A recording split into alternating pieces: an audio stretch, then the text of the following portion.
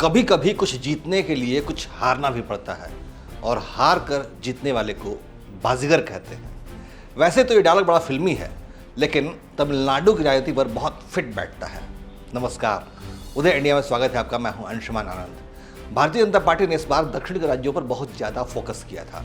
खास तौर पर तमिलनाडु में प्रदेश भाजपा अध्यक्ष कुप्पुस्वामी अन्नामलाई ने एड़ी चोटी का जोर लगा दिया था। हालांकि तमिलनाडु में सीटों के लिहाज से लोकसभा चुनाव के नतीजे भाजपा के लिए सुखद नहीं रहे। यहाँ पर पार्टी को एक भी सीट नहीं मिल पाई, लेकिन वोट शेयर के मामले में बीजेपी ने जरूर बढ़त दर्ज की है। इसका पूरा श्रेय अन्नामलाई को जाता है, जो कि अपनी पुलिस सेवा के दौरान सिंघम के नाम से मशहूर रहे हैं। बेहद तेज तर्रार पूर्व आईपीएस अधिकारी अन्नामलाई ने तमिलनाडु में भाजपा का जनाधार बढ़ाने का कठिन काम अपने हाथों में लिया था, जिसे राजनीतिक तौर पर असंभव माना जाता था, क्योंकि तमिल राजनीति में भाजपा बिल्कुल हाशिए पर थी। लेकिन अन्नामलाई के जमीनी स्तर पर किए गए काम और मक्कल पदयात्रा का प्रभाव लोकसभा चुनाव परिणाम में देखने को मिला।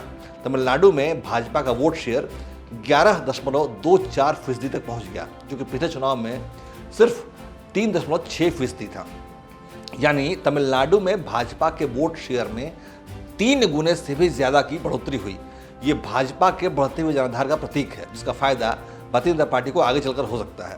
भाजपा ने 3 साल पहले यानी 2021 में 36 साल के अन्नामलाई को पार्टी का प्रदेश अध्यक्ष बनाकर सबको हैरान कर दिया था।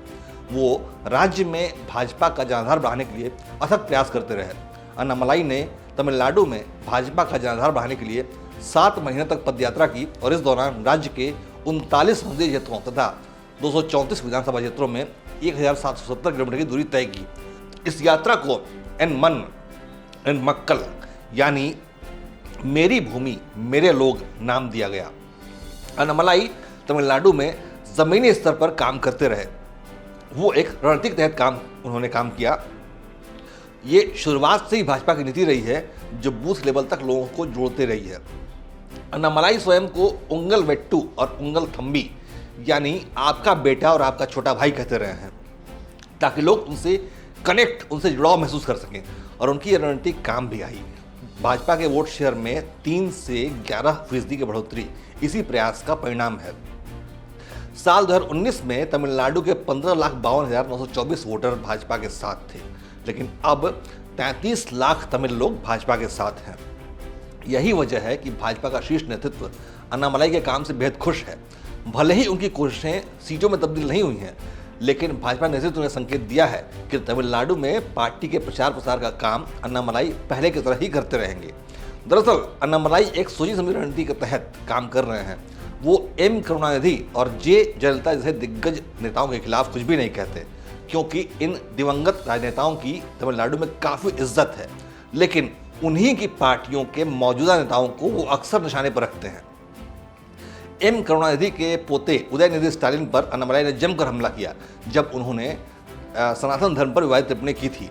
वहीं अन्नामलाई ने पिछले दिनों कहा था कि उनकी पार्टी अन्ना द्रमुक नेता और पूर्व मुख्यमंत्री जे जयललिता के निधन के बाद राज्य की राजनीति में रिक्त हुए स्थान को भर रही है। उन्होंने कहा था कि जयललिता बहुत बेहतर हिंदुवादी नेता थी। उन्होंने कहा कि भाजपा नेताओं के अलावा जयललिता देश की पहली ऐसी राजनेता थी जिन्होंने अयोध्या में राम मंदिर मुद्दे का समर्थन किया और 2003 में तमिलनाडु में धर्मांतरण विरोधी कानून बनाया था।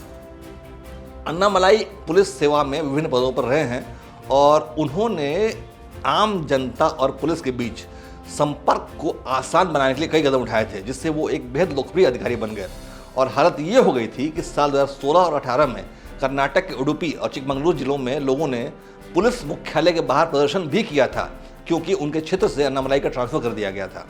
पुलिस सेवा से अन्नामलाई ने 2019 में इस्तीफा दे दिया और उस वक्त वो बेंगलुरु दक्षिण में पुलिस उपायुक्त के पद पर तैनात थे। अन्नामलाई ने कोयम्बटूर से इंजीनियरिंग की पढ़ाई की थी और इसके बाद वो MBA की पढ़ाई करने भारतीय प्रबंध संस्थान यानी IIM लखनऊ गए। बाद में उन्होंने सिविल सेवा की परीक्षा दी और IPS सेवा में उनका चयन हो गया। अन्नामलाई जैसा दूरदर्शी नेता भारतीय जनता पार्टी के लिए एक संपत्ति है, एक एसेट है। उनकी कोशिशें लंबे समय में पार्टी में काम आएंगी, जो कि तमिलनाडु में भाजपा को मजबूती से पैर जमाने में बेहद एक कारगर कदम साबित होगा। जय हिंद, जय भारत।